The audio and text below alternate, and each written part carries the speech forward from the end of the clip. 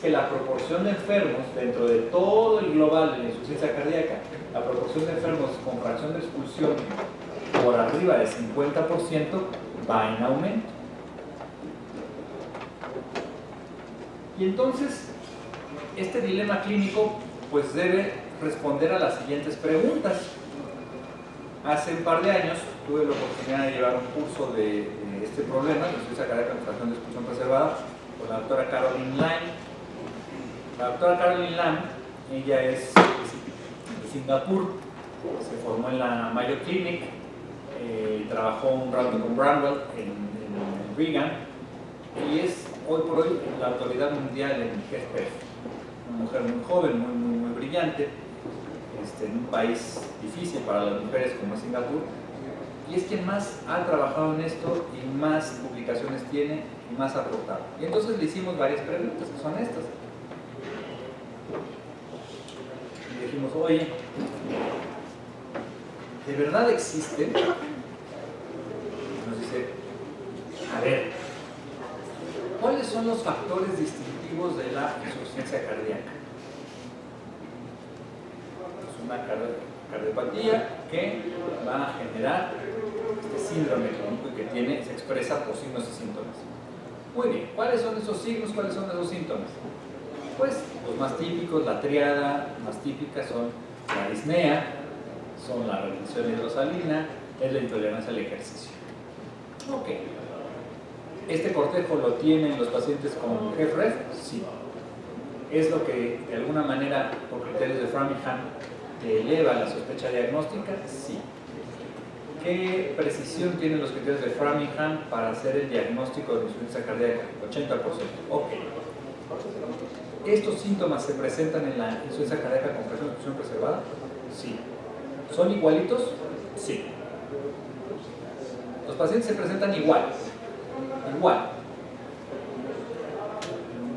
Pero entonces vayamos más en fondo. ¿Cómo está el consumo de oxígeno? Comparado con los sanos, si hay algo que distingue y que incluso es hasta uno de los criterios para mandar a pacientes a programas de trasplante, es el bajo consumo. Pues en el paciente HFpEF hay alteraciones similares a las que tenemos con el de falla sistólica. ¿El umbral anaeróbico cómo está? ¿Disminuido? Pues sí, en ambos. ¿La sobreexpresión neuroendocrina está alterada? Sí, en ambos, a diferencia de los sanos. ¿La carga de la enfermedad es diferente? Sí, puede ser diferente, pero está alterada en ambos. Entonces, si hablamos desde un punto de vista de presentación clínica, de alteraciones neuroendocrinas, ¿sí? Pues podríamos decir, pues existe y es una enfermedad. Pero, ¿esta enfermedad es parte de un espectro o es una entidad clínica independiente? Porque muchas veces decimos, el paciente hipertenso genera cardiopatía hipertensiva, de la plaza, aumenta el grosor de la pared, hay hipertrofia concéntrica del ventrículo izquierdo para disminuir el estrés parietal, y al final después hacen fibrosis y se pueden dilatar. Pues el paciente hipertenso puede empezar con cardiopatía hipertensiva, disfunción diastólica, y luego hace una insuficiencia cardíaca con fracción de expulsión reducida dentro de un continuo cardiovascular. Y eso hizo que, de una manera más o menos lógica pero simplista, se pensara en un principio que la insuficiencia cardíaca con fracción de expulsión preservada fuera parte de un espectro clínico. Pero hoy estamos viendo que más bien pareciera ser una entidad independiente. Cuando nosotros analizamos desde el punto de vista anatomopatológico pacientes con insuficiencia cardíaca y fracción de expulsión reducida, por ejemplo en este caso de una cardiomiopatía dilatada de origen isquémico, y la comparamos con pacientes con insuficiencia cardíaca y fracción de expulsión preservada, pues vamos a ver que a simple vista no se parecen. Pero si vamos al tema ultraestructural, ¿cuál es una situación distintiva? Cuando comparamos el miocardio sano, el miocardio con insuficiencia cardíaca y fracción de expulsión reducida, el miocardio con insuficiencia cardíaca y fracción de expulsión preservada, algo que es muy diferente es el grado y el nivel de fibrosis. No hay nadie más pellejudo, no hay nadie con más fibrosis que el paciente HFpEF, con insuficiencia cardíaca y fracción de expulsión preservada. Y esto afecta, sin duda, las características contráctiles y de distensión de la fibra. Pero si vamos más allá y medimos las finezas, como lo hicieron con Marsh-Diet Lab, en términos del diámetro de cardiomiocitos, la densidad de las miofibrillas, la estructura de la titina, las isoformas de esta proteína estructural, el manejo del calcio, el estrés oxidativo, cómo está la expresión de natriopéptidos, la fracción de colágeno, las metaloproteinasas de matriz, el comportamiento de los productos avanzados de la glicación proteica, es decir, cómo está funcionando metabólica y estructuralmente el cardiomiocito de uno y otro paciente. Las diferencias son enormes. Son enormes. Pues pareciera que no son una misma enfermedad, sino que son enfermedades distintivas. Más aún cuando hoy, por ejemplo, sabemos que lo que hace bien a unos, en cuestión del tratamiento, no necesariamente se traspola a los otros.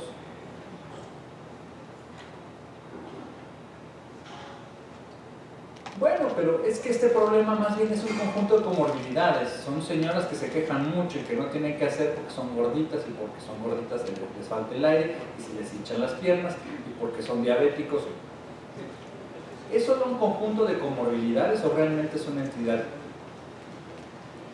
Como bien sabemos, la insuficiencia cardíaca es una enfermedad de corazón con involucro multiorgánico. Y los pacientes con insuficiencia cardíaca están sujetos y conviven o coexisten con diversas entidades comórbidas. En el paciente con insuficiencia cardíaca y fracción de expulsión reducida, la mayor parte de estos tienen 3 o más entidades comórbidas, pero lo mismo sucede en el paciente con HFpEF. O sea, tienen más entidades comórbidas. O sea, un paciente HFpEF está lleno de comorbilidades. ¿Qué pasa cuando nosotros comparamos entonces el pronóstico de los pacientes diabéticos, hipertensos, con cardiopatía hipertensiva, de aquellos que consideramos, de acuerdo a la definición operacional, que tienen insuficiencia cardíaca y fracción de expulsión preservada? Pues el pronóstico es completamente distinto. O sea, por más diabético que sea un paciente, por más hipertenso que sea un paciente, le va mucho mejor que a un paciente que tenga HFpEF, aunque sea diabético e hipertenso. El diabético y el hipertenso con HFpEF le va peor que al diabético e hipertenso que no tiene los criterios de esta enfermedad, que vamos a ver en un minuto más. Y en términos de hospitalizaciones por falla cardíaca descompensada, pues ni se diga. Pero además, hemodinámicamente funcionan diferente, porque, por ejemplo, los pacientes con cardiopatía hipertensiva, cuando se comparan con los pacientes hipertensos y con insuficiencia cardíaca y fracción de expulsión preservada, tienen significativamente menos alteraciones hemodinámicas, particularmente la prevalencia de hipertensión pulmonar. Ojo, no hipertensión arterial pulmonar, hipertensión pulmonar, que es uno de los distintivos de la HFpEF. Prácticamente 8 de cada 10 pacientes HFpEF además van a manifestar datos de hipertensión pulmonar, y es un problema.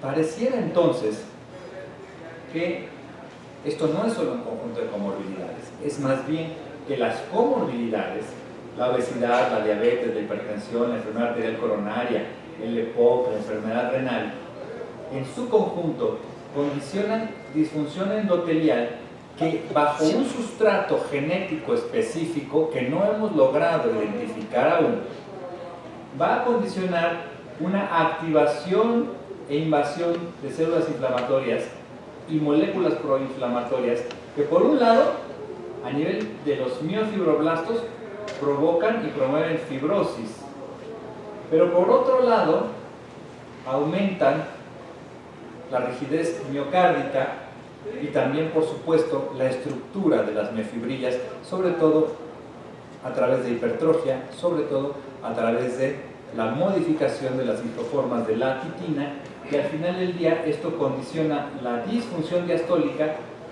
y la disfunción ventricular con una disfunción del acoplamiento ventrículo-arterial. Cuando se compara en una población sana contra la de hipertensos, contra la HFpEF, la proporción de la disfunción endotelial, pues pareciera que esto está en el centro de la ecuación. Disfunción endotelial mediada, por supuesto, por entidades comórbidas, que bajo ese sustrato genético no bien reconocido va a condicionar en algunos pacientes sí y en otros no el desarrollo de esta enfermedad.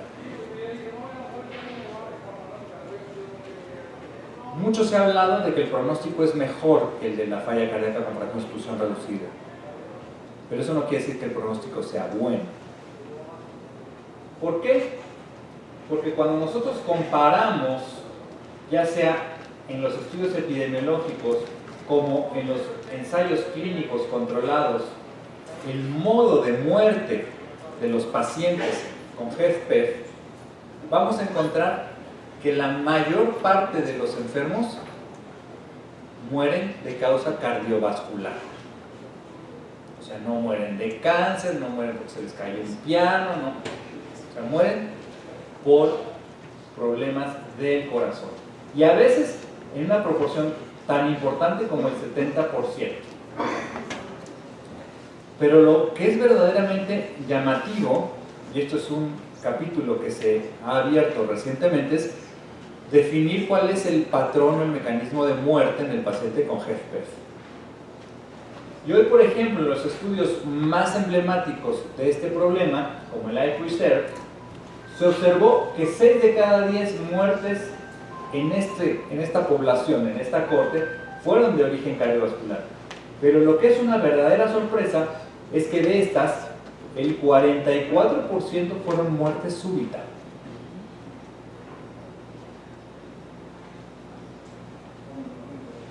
Entonces, un paciente que tiene cuadro clínico de falla cardíaca, que tiene FEBI de 60%, ¿no le hacemos caso? ¿No se va a morir? ¿No necesita tratamiento? Pareciera que esto no es así. No, que es un hallazgo. ¿Qué pasó en el Charm Preserve? En el Charm Preserve, o Charm preservado, 7 de cada 10 muertes fueron cardiovasculares y 4 de 10 de esas muertes fueron muertes súbitas. ¿Cuál es la hipótesis de esto? Pareciera que el elevado grado de fibrosis no solamente conlleva a un incremento de la rigidez ventricular, sino también a la génesis de arritmias, la más importante por su frecuencia, la FA, pero se exhiben múltiples, y esto se ha estudiado, múltiples circuitos de reentrada que pueden ser generadores de taquiarritmias ventriculares graves que puedan desembocar en muerte súbita cardíaca. ¿Cuáles son los elementos de diagnóstico? ¿Cómo en la práctica clínica digo yo, este paciente tiene insuficiencia cardíaca con fracción de expulsión preservada? Bueno, en el 2005 el grupo de Iturralde, no Pedro, dijeron ellos, bueno, pues lo primero es la clínica, empezaban a usarse los natriopéptidos, pero no había valores de corte todavía, y decían, hay dos categorías, fracción de expulsión menos de 50 o más de 50%. Esto ya quedó en el pasado. Las guías europeas del 2007 proponían primero signos y síntomas, un ecocardiograma que tuviera más del 50% de fracción de expulsión, con un volumen diastólico final del ventrículo izquierdo normal y con datos adicionales en el eco, como era una EE', una relación EE' en el Doppler tisular igual o mayor de 15. Pero todavía esto se quedaba un tanto cuanto corto. Hoy, la definición operacional que es propuesta por el mismo grupo de Comash, Dai Lam, y que está aceptada en las guías europeas, británicas, canadienses y un statement, un consenso americano, pues nos dicen que para hacer el diagnóstico requerimos esencialmente 3 componentes y puntos. Signos y síntomas de insuficiencia cardíaca. ¿Cuáles son los típicos y cuáles son los no típicos? Los típicos pues, son la disnea, ortopnea, disnea paroxística nocturna, intolerancia al ejercicio, fatiga y edema, ya lo dijimos. Dentro de los signos, el más específico es la plétora yugular, el reflujo hepatoyugular, por supuesto puede haber edema periférico, crépitos pulmonares y tercer ruido. En este paciente, la fracción de expulsión ventricular izquierda debe estar igual o por arriba del 50%, pero algo importante, debemos descartar que haya dilatación ventricular izquierda. El VI tiene que estar normal. Y adicionalmente nosotros tenemos que encontrar al menos 2 de estos 5 elementos que hablan a favor de disfunción diastólica ventricular izquierda. Dilatación atrial, hipertrofia ventricular izquierda, alteraciones en el Doppler tisular, elevación de biomarcadores, un BNP de más de 500 picogramos por mililitro, un NT pro BNP, dependiendo la edad, en menores de 45 años hasta 900 picogramos por mililitro, de 45 a 75 entre 900 y 1800 y por arriba de 75 años 1800 picogramos por mililitro, de acuerdo a lo que sugiere el grupo ICON. Presencia de alteraciones del ritmo, particularmente fibrilación auricular, y en la hemodinámica invasiva, pues alteraciones de las curvas de presión volúmeno. Si y solo si tenemos estos 3 componentes, podemos señalar que el paciente está cursando con insuficiencia cardíaca y fracción de expulsión preservada. Y llegado a este punto, pues la pregunta lógica a seguir es ¿cómo se trata? Pues si hay muchas coincidencias con la otra insuficiencia cardíaca, pues en la lógica lineal, pues lo que es bueno para una sería bueno para la otra. Y entonces se han tratado de reproducir históricamente los estudios de HFrEF en HFpEF, pero ¿cuáles han sido los resultados? Ya lo decía el doctor Luna, por favor, si tenemos un paciente con insuficiencia cardíaca, la fracción de expulsión está preservada, no le demos digoxina. Incluso fue peor para estos pacientes en el DISH. Entonces no ha lugar la digital aquí. Pero resulta que tienen sobreexpresión neuroendocrina, ¿no? Pues vamos a darles candesartán.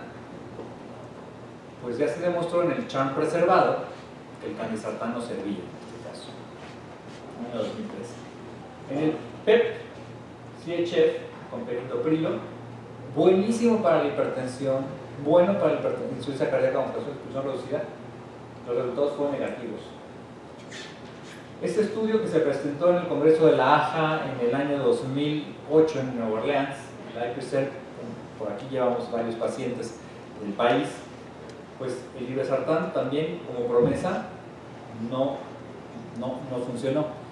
¿Y cuál fue en su momento la justificación de Sanofi para repetir esta experiencia cuando el candesartán años atrás había dicho que no?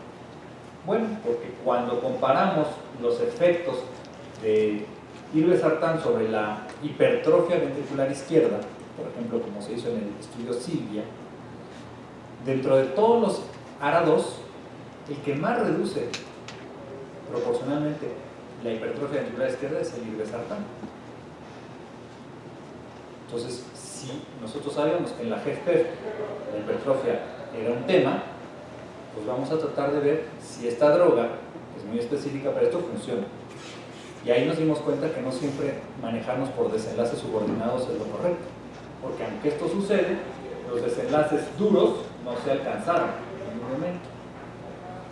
Debido a la alta proporción de pacientes con hipertensión pulmonar, en el RELAX HFpEF, no confundir con el RELAX AHF, se utilizó sildenafil en dosis bajas, el rebate famoso, para ver a estos pacientes cómo les iba, y los resultados fueron negativos. Y el último estudio publicado muy importante fue el TopCat, que condujo el grupo de Scott Solomon en Harvard, y en estos casos se demostró que el antagonismo de mineralocorticoides con la espironolactona pues no dio resultados. Y aquí pues la pregunta es, ¿nos ponemos a llorar o qué hacemos, no? En este caso yo quisiera hacer un paréntesis porque sucedió algo muy interesante. Cuando se hizo un análisis por el grupo de John Cleland de los resultados de TopCat, se demostró uno de los retos más importantes en este tema, y fue la precisión para el diagnóstico. No nos conformemos solo con FEBI normal y síntomas, porque los criterios de selección para incluir pacientes eran más o menos laxos. Entonces decían, su paciente tiene que tener un cuadro clínico sugestivo, tiene que tener un antecedente de una hospitalización por algo que tú hayas considerado insuficiencia cardíaca, pero era criterio de médico. Y tiene que tener FEBI igual o mayor del 50% y o elevación de natriopéptidos. Resulta que los principales reclutadores de este estudio, para variar, fueron los amigos del ex bloque soviético: Rusia, Ucrania, Georgia, incluso un poco de Turquía, y metieron varios miles de pacientes. Y el otro bloque fue